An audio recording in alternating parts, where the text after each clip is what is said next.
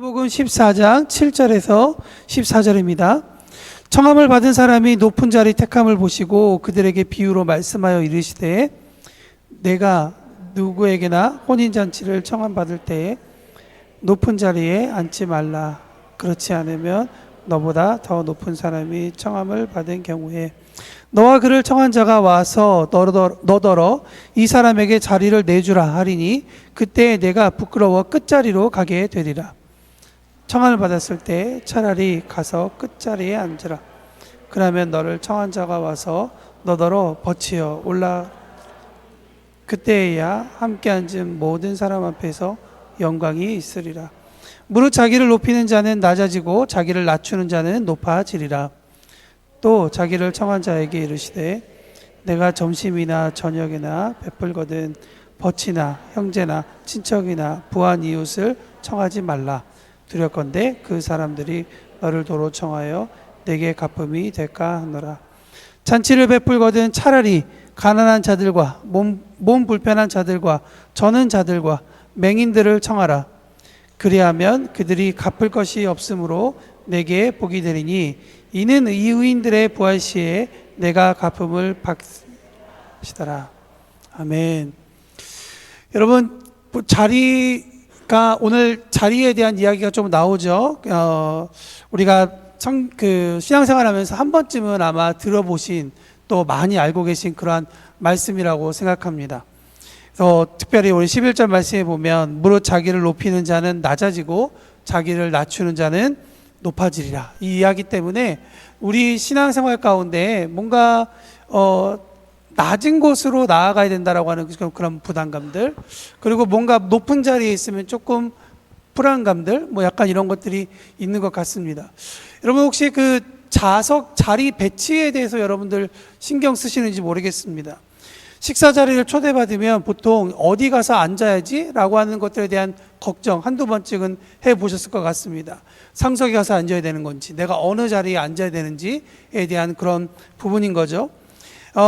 이러한 생각이, 이러한 질문이 존재하는 이유는 뭐냐면 내가 어디에 앉아야 적합할까라고 하는 그러한 고민 때문이 아닐까라는 그런 생각을 해봅니다. 보통 의전이라는 것을 생각하시는 분들은 아마 이 부분을 되게 중요하게 생각하시고 그렇게 자리 배치를 하실 겁니다. 근데 이거와는 좀 다른 이야기 하나를 해보려고 합니다. 여러분 좀 넓게 생각해 보면 이 세상에 존재하는 생명체 중에 땅을 딛고 사는 동물을 가리켜서 우리는 육상동물이라고 합니다. 그리고 하늘을 날아다니는 동물을 가지고 이렇게 육상동물이 이렇게 라임이 맞으면 좋은데 제가 그걸 못 찾아서 생각해 보니까 조류라고 하죠. 여러분 그래서 육상동물에는 개, 강아지, 호랑이, 사자 이런 것들이 있고 조류에는 여러분들이 알고 계시는 여러 새들이 있습니다. 그럼 우리가 여기서 갖는 일반적인 질문이 있죠. 박쥐는 어디에 속합니까? 그 동물은 육상동물입니까? 아니면 조류입니까? 제가 그 얘기를 챗GPT한테 물어봤더니 친절하게 대답해 주더군요. 답은 포유류입니다 라고 이야기를 하는 거예요. 무슨 얘기냐? 내가 생각할 때 얘는 날아다니니까 날짐승 같기도 하고 아니면 육상에서 기어다니니까 이 육상동물 같기도 한데 이미 저보다 더 이 부분에 대해서 잘 알고 있는 사람들은 그것을 카테고리화해서 이미 다 정리해 놨다는 것이죠. 중요한 것은 그렇게 정리를 함으로 인해서 이 동물의 위치가 무엇인지를 궁금해하는 사람들, 그리고 그것에 대해서 정보가 필요한 사람들에게 제공하고 있다는 것입니다.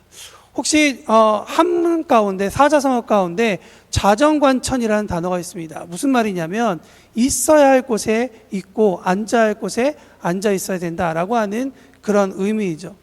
오늘 성경 말씀을 아마도 아까도 서두에 말씀드렸다시피 본문을 내가 무조건 낮은 곳에 가서 앉아야 나중에 높은 곳에 올라갈 수 있다라는 식으로 아마 이해하고 계시는 분들도 있을 것 같습니다. 물론 그 부분에 대해서 성경이 말하고 있는 그런 의미도 있지만 사실 오늘 본문은 그거하고는 조금 다른 이야기를 하고 있다. 여러분 그 이야기를 붙잡고 인생의 목적이 높아지기 위해서 잠시 내가 낮아짐을 버티는 방법으로 신앙생활을 하게 되면 지금 겪고 있는 모든 것들에 대한 어떤 관점을 갖게 되느냐? 나의 신앙생활 주제가 버팀이 되거든. 그렇기 때문에 이걸 내가 버티고 나면 언젠가 하나님 나를 높여주실 거야. 하나님께서 나를 세워주실 거야 라고 하는 그런 기대감으로 살게 되는 것이죠.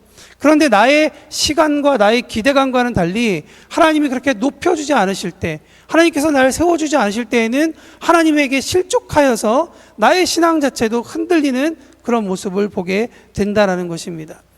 오늘 본문을 그렇게 잘못 이해하면 성경의 한 인물, 가장 대표적인 인물 요셉을 그렇게 이해하는 경우가 매우 많다는 것이죠. 뭔가 실패하고 감옥에도 들어가고 배신도 당하고, 그리고 그가 억울한 누명을 써도 결국에 요셉은 총리가 될 거니까 그런 모든 과정은 내가 버티고 가는 거야 라는 식으로 생각하게 된다는 것이죠. 그래서 신앙생활을 아까도 말씀드렸지만 어떻게 되느냐, 언젠간 내가 올라가게 될 그 가장 높은 곳만 바라고 신앙생활을 하게 된다는 겁니다. 물론 신앙생활하면서 우리가 살아가면서 버텨야 될 때도 있습니다. 지켜서야 될 때도 있죠. 그렇지만 오늘 예수님께서 말씀하시는 말씀은 그런 의미로만 오늘 본문을 사용한 것은 아닙니다. 그럴 때도 있지만, 버텨야 할 때도 있지만 그렇지 않아야 할 때도 있다라는 것을 예수님께서 우리에게 말씀하고 있는 것이죠. 그렇기 때문에 때를 구별할 줄 아는 성령의 임재와 하늘의 지혜가 우리 가운데 필요하다라는 것입니다. 특히 오늘 본문이 기록된 신약 시대를 여러분 생각해 보십시오. 사회 전체에 분명한 제도를 가지고 있었던 그런 사회였습니다. 로마 지배층이 있었고 유대 종교 지도자들층이 있었으며 자유민들이 있었습니다. 그러므로 이 오늘 본문을 이 당시의 문화 가운데서 이해하게 되면, 만약에 우리가 지금 생각하듯이 뭔가 올라가기 위해서 이 본문을 이해한다고 치면, 내가 이 사회 가운데 가장 낮은 계층이었는데 내가 결국에는 지배층에 올라가기 위해서 내가 버텨야 되는구나, 내가 견뎌야 되는구나 라고 이해했을까? 예수님께서 그런 의미를 가지고 제자들에게, 사람들에게 이야기하셨을까를 생각해 보면 오늘 말씀이 꼭 그것만은 아니다라는 것을 우리가 알게 된다는 것이죠. 7절부터 11절 말씀을 여러분 한번 주변에 나와 있는 내용을 천천히 한번 읽어보십시오. 이 문장에서 강조하고 싶은 것이 무엇이라고 우리가 볼 수 있겠습니까? 낮은 곳이나 낮은 자리에 내려가서 앉아라 라고 하는 그 이야기일까를 한번 생각해 볼 필요가 있다는 것이죠. 오늘 9절 말씀 한번 여러분과 제가 다시 한번 읽어보기를 원합니다. 다 같이 읽겠습니다. 시작. 너와 그를 청한 자가 와서 너더러 이 사람에게 자리를 내주라 하리니 그때 내가 부끄러워 끝자리로 가게 될 것이라. 여러분, 우리가 배워왔고 우리가 잘 알고 있고 우리가 익숙한 이 오늘 본문 말씀 가운데 사실 예수님께서 이야기하고 싶은 것은 낮은 자리로 가서 높은 자리로 올라가야 된다라기보다 오히려 이 9절 말씀이 있지 않을까라는 생각을 해봅니다. 무엇이냐? 우리의 부끄러움에 대한 이야기입니다. 낮은 자리에 가서 어떻게 있는 상태보다 주님께서 우리에게 조금 더 관심 있는 것은 부끄러움에 대한 이야기라는 것입니다. 그런데 이 부끄러움에 대한 이야기가 10절 말씀에 보면 어떻게 써 있느냐? 10절 말씀에 보면 청함을 받았을 때 차라리 가서 끝자리에 앉으라. 그리하면 너가 청한 자리에 와서 너더러 버티어 올라앉으라 하리니, 여기서 멈추면 안 되고요. 그 다음 구절이 정말 중요한 점입니다. 뭐라고 써 있죠? 그때야 함께 앉은 모든 사람 앞에서 뭐라고요? 너에게 영광이 있을 것이다. 예수님께서 관심 있는 것은 무엇이냐? 하나님의 형상을 닮은 우리가 부끄러움을 당하고 있는 삶을 살고 있는지 아니면 영광된 삶을 살고 있는지에 대해서 오늘 본문을 통해 우리에게 이야기해 주고 계시다는 것이죠. 하나님은 한 번도 우리의 삶이 부끄러워지기를 원하시는 분이 아니십니다. 우리가 부끄러워지고 세상 가운데 창피하게 원하셨다면 주님께서 이 땅 가운데 십자가를 지고 죽으셔야 할 그 이유가 없다는 것이죠. 오히려 우리의 삶을 어떻게 하기 원하시냐? 영광스럽게 만들기 원하신다는 것이죠. 우리가 영광이라고 번역된 헬라어 독사라는 단어는 영광, 명예로 번역이 됩니다. 근데 이 단어는 어떤 의미를 가지고 있냐? 어떤 특별한 대상이 가진 찬란함과 거룩함과 위엄을 표현할 때 쓰는 단어가 헬라어 독사라는 그런 단어입니다. 그래서 종교 미술에는 이 영광을 표현하고 싶어서 황금색으로 색을 칠하기도 하고 몸 바깥에 어떤 빛 같은 그런 그림들을 그리기도 하고 구름을 그리기도 해서 그 영광을 드러내고 싶은 여러 가지 모습을 표현했다는 것이죠. 그런데 이 영광이라는 이 독사라는 단어는 사실 그런 것으로 다 표현될 수 없는 그런 단어예요. 만약에 그 영광이 어떤 구름으로 딱 표현됐다 그러면 미술하는 사람 모두가 다 하나님의 영광을 표현할 때 다 구름으로 그렸을 것입니다. 그러나 그러지 않다는 것이죠. 사람마다 다른 모습으로 이 영광이라는 단어를 표현했다는 것이죠. 무슨 말이냐? 우리가 생각할 때 이 영광의 크기와 하나님께서 가지고 계신 영광의 크기가 너무나도 다르다라는 것을 우리에게 이야기하고 있는 거예요. 내가 어저께 알았던 영광의 크기와 하나님을 알고 하나님께서 내 안에 역사하셔서 나로 깨닫게 하시는 그 영광의 크기가 다르다라는 거예요. 그 영광의 깊이가 너무나도 깊다는 것을 이야기하고 있습니다. 그런데 오늘 말씀에 보면 예수님께서 무엇을 말씀하고 계시죠? 우리의 삶이 어떻게 되길 원하신다고요? 영광스럽길 원하신다고 말씀하시는 거예요. 여러분, 구약 성경을 잘 읽어보시면 하나님이 무엇 가운데 계시다라고 말합니까? 영광 가운데 계시다고 이야기합니다. 만일 하나님께서 이 영광보다 더 좋은 것이 있었다면 하나님은 거기에 계셨을 거라고 생각을 합니다.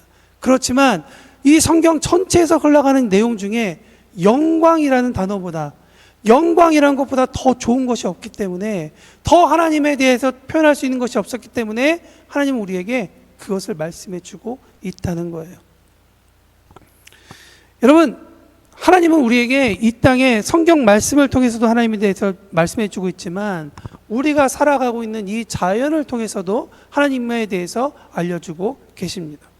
여러분, 자녀들에게 가장 좋은 것을 주기 원하는 모든 부모는 태생적인 습관을 가지고 있습니다.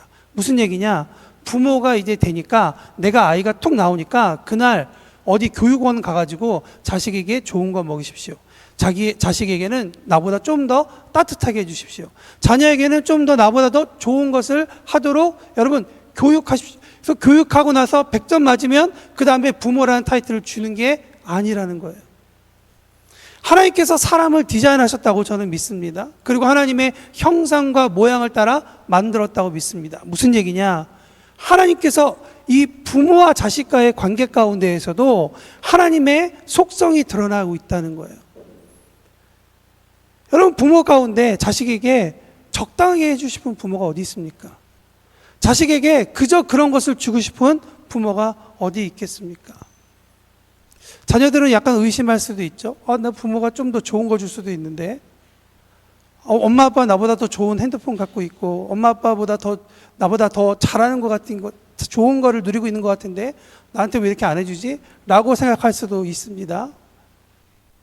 나중에 커서 자식 낳아 보십시오. 부모 마음은 그렇지 않습니다. 할 수 있는 것, 가지고 있는 것 중에 최선을 자식에게 주고 싶은 게 부모인 거죠. 하나님은 성경의 증언대로 하나님의 디자인 가운데 우리를 만들어 주셨습니다. 그리고 자녀에게 가장 좋은 영광이라는 것을 주고 싶어 하신다는 것이죠. 여러분, 영광스럽다라고 하는 표현을 한 단어로 표현하기엔 참 어렵습니다. 복잡합니다. 그렇지만 예시를 들어서 설명하면 우리가 쉽게 이야기할 수 있습니다. 예를 들면 한 바리스타가 있다고, 커피 바리스타가 있다고 한번 생각해 보십시오. 잘생겼습니다.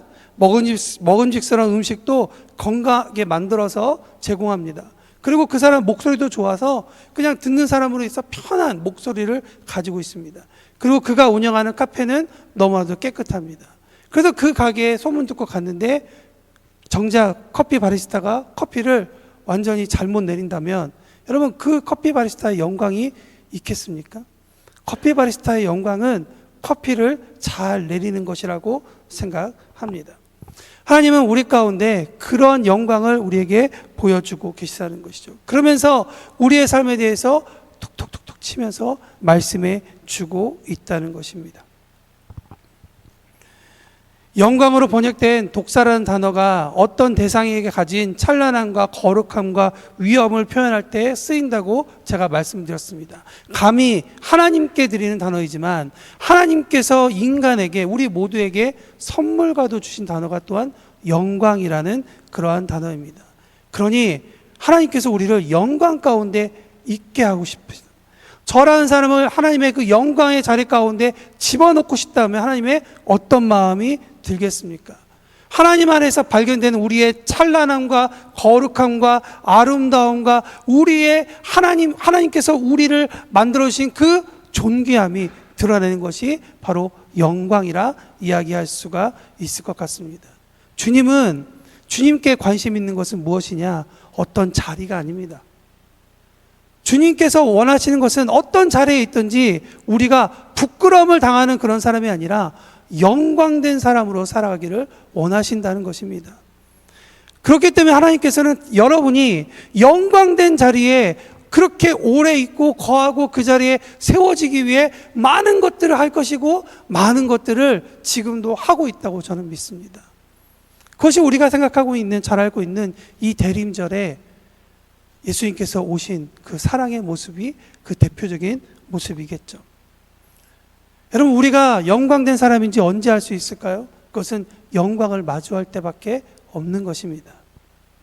하나님은 우리의 삶을 그렇게 세워주길 원하십니다. 사랑하는 성도 여러분, 예수님은 저와 여러분 한 사람 한 사람에게 가장 좋은 것을 주기를 원하십니다. 가장 영광스러운 것을 선물해 주기 원하십니다. 때로는 그렇기 때문에 달달한 약도 주시겠지만 입에 쓴 약도 우리에게 주실 것입니다. 그러나 중요한 것은 오늘 이 말씀을 기억하며 하나님을 의심하지 않길 바랍니다. 여러분의 여러분됨을 만들기 위해서 최고의 영광을 위해 지금도 일하시는 주님을 여러분 믿으시기 바랍니다. 그러므로 부탁드리는 것은 예수님을 신뢰해 주십시오. 예수님을 영접해 주십시오. 오늘의 만나이시며 생명의 떡이신 예수님을 받아들이길 바랍니다. 몇 주 전에도 설교했지만 예수님은 우리를 친구로 받아들이고 있는 거예요. 조건 없는. 내가 어떤 자리에 있어서 나를 친구 삼는 게 아니라 그냥 우리를 사랑하시는 그 친구로서 우리를 받아주고 있다는 것입니다. 그 첫사랑을 기억하며 살아내는 저와 여러분이 되길 원합니다. 아멘. 한 가지만 더 봅니다.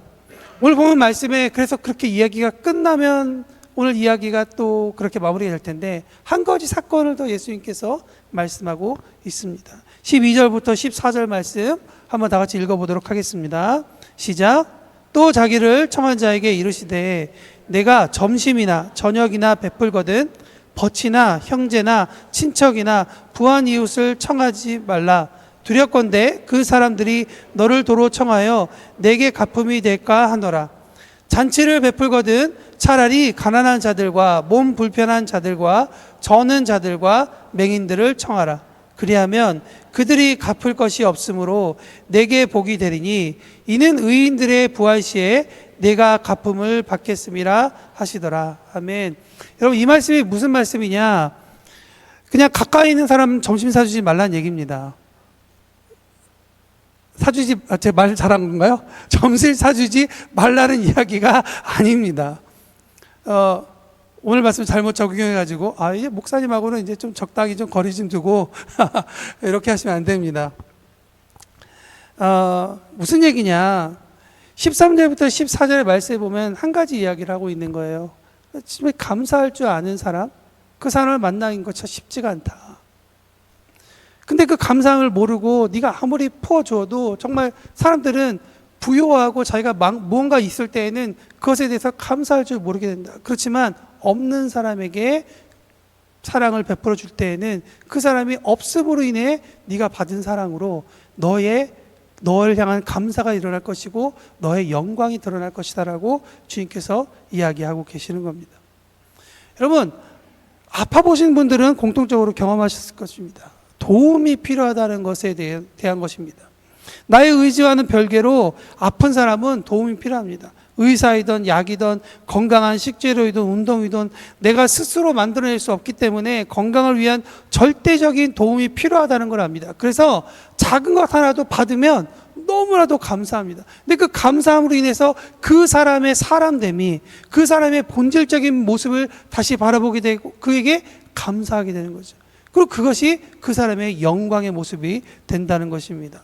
여러분, 아무리 최신식 자동차를 선물해 주어도 연료 한 방울 없이 선물해 주면 그것은 그냥 자리만 차지하는 짐짝밖에 되지 않는 것입니다. 무엇이 필요하냐? 연료가 채워줌이 필요하죠. 그래서 연료가 완전히 다 인생에서 연료가 바닥이 나본 사람만이 그 빈 공간만큼 채워주시는 하나님의 도움을 기억하며 하나님께서 나의 삶을 이끌어 가시는 그 은혜에 대해서 감사하고 그 감사함을 통하여서 그가 하나님 앞에 더욱더 나아가는 그런 모습을 보게 된다는 것입니다. 여러분, 배부른 사람에게 음식해 주지 마라라는 이야기는 아닙니다. 그러나 우리 가운데 하나님으로부터 받은 그 은혜를 기억한다면, 그리고 하나님께서 우리에게 주신 이 은혜를 다시 한번 더 돌아본다면 우리의 삶을 어떻게 살아야 되는 것인가 하고 예수님께서 우리에게 질문하고 계신다는 것이죠. 차라리 너에게 갚을 것이 없는 사람에게 베풀면 그 사람이 너무나도 내가 도움을 받았기 때문에 감사하다라고 해서 오히려 그 감사 때문에 도와준 너를 존귀하게 여기지 않겠느냐라고 주님께서 말씀하고 계신다는 것이죠. 이 말씀을 우리가 아까 읽어보았던 9절과 10절로 다시 한 번 더 읽어보면 이렇게 됩니다. 너와 그 청한 자가 와서 너에게 와서 이 사람에게 자리를 내주라 하리니 그때 내가 부끄러워 끝자리로 가게 될 것이다. 청함을 받을 때 차라리 가서 끝에 자리에 앉으라. 그러면 너를 청한 자가 와서 너더러 버치어 올라 앉으라 하리니 그때야 함께 앉은 모든 사람 앞에서 영광이 있으리라.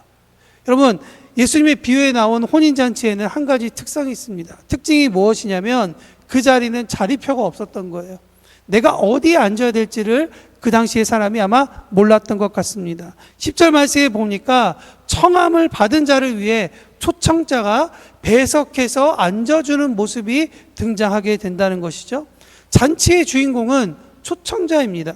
초청받은 모든 사람은 초청자의 행동에 시선이 가 있습니다. 근데 그 사람이 누군가를 데리고 와서 어느 자리에 존귀하게 앉히게 되면 그 존귀하게 앉히는 그 초청자의 모습으로 앉는 사람이 영광을 받게 된다라는 것입니다. 그리고 이 사람이 여기에 앉아 있는지에 대한 그 이유와 그 설명을 하게 될 때 그 순간 초대한 사람이나 초대받은 자가 얼마나 행복하겠습니까? 잔치의 자리는 참석자가 결정하는 것이 아니라 초대를 마련해 준 주최 측의 절대적인 권한입니다. 그러므로 높고 낮은 자리에 대한 결정은 내가 하는 것이 아니라 그 자리를 불러준 초청자의 마음에 있다는 것이죠.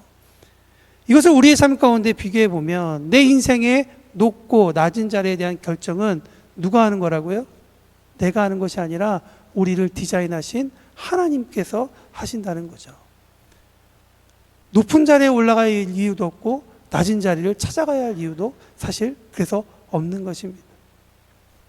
주님께서는 어느 자리에든 우리에게 필요한 자리로 말씀해 주고 있다는 것이죠.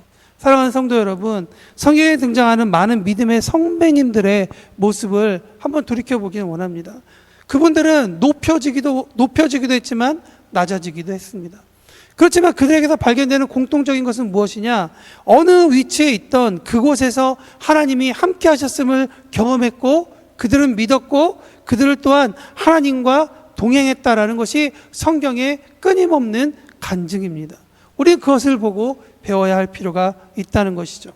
우리가 있어야 할 자리는 우리를 이 땅에 인생으로 불러주신 하나님의 손에 달린 것입니다. 그러므로 어떤 자리에 앉을지를 초조해하고 불안해하기보다 잠시 불러주신 하나님을 기다리는 편이 낫다. 그냥 밑에 자리에 앉아도 되고 벽에 붙어 있어도 되고 저 출입구에 잠깐 서 있어도 괜찮다. 주님께서 말씀하시는 겁니다. 왜냐? 우리를 초대해 주신 주님께서 우리를 적당하게 영광받을 그 자리로 세워 주실 것이기 때문입니다.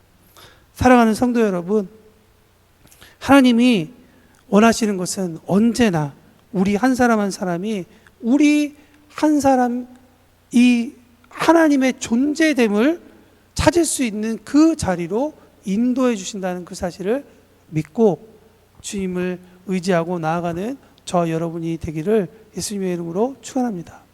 말씀을 마치면서 여기까지 쭉 설교를 정리하다 보니까 우리가 너무나도 사랑하던 시편 하나가 생각이 났습니다. 시편 1편에 있는 말씀이죠.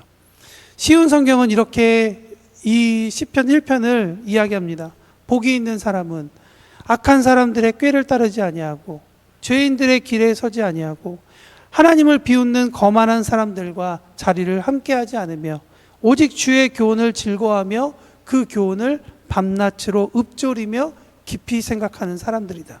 이런 사람은 시냇가에 심은 나무가 철 따라 열매를 풍성히 맺고 그 잎사귀가 조금도 시들지 아니하는 것처럼 하는 모든 일마다 형통할 것이다. 진실로 주께서는 의인의 길은 인정하시고 지켜주신다. 라는 것이 시편 1편의 이야기죠. 저희 시편 1편에서 늘 이 말씀을 읽을 때마다 가장 집중적으로 바라보는 것이 바로 이 구절입니다. 시냇가에 심은 나무. 여러분, 우리가 광야에서 나무가 살아남을 수 있는 유일한 방법이 뭔지 아십니까? 물 가까이에 있는 것입니다.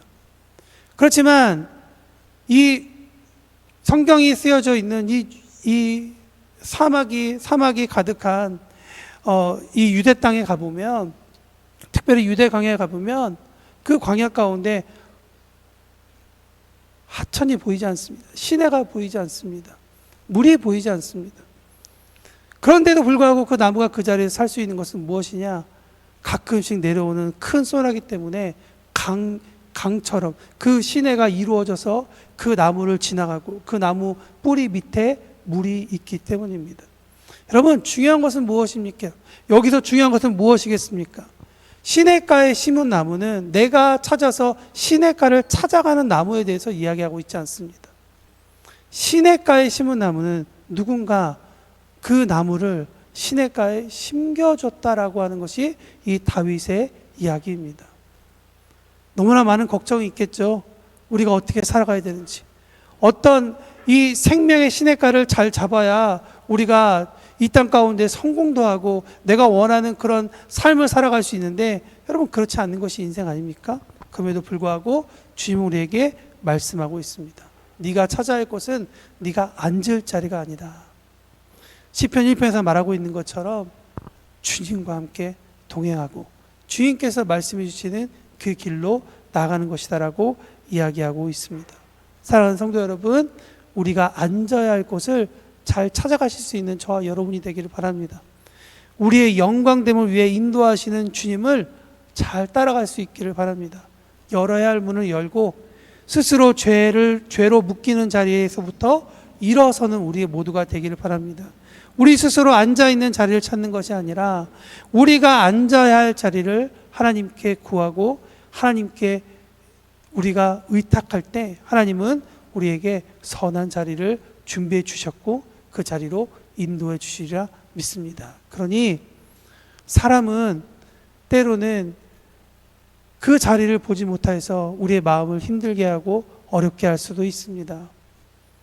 사람이 나를 이 자리에 앉히고 저 자리에 앉히는 것에 여러분 마음 두지 마십시오. 사람은 연약한 존재들입니다. 그러나 내가 누군가로 인해 사람의 속성으로 인해 사람의 말로 인해서 이 자리에 앉혀있다 할지라도 하나님은 그 낮은 자리에서 나의 영광이 드러나지 않는 그 자리에서 뽑아내셔서 영광의 높은 자리로, 영광의 그 아름다운 자리로, 여러분들이 드러내야 할 그 자리로 분명히 세워주리라 저는 믿습니다. 그러니 우리 주님을 믿고 한 주간 살아내는 우리 모두가 되기를 예수님의 이름으로 축원합니다.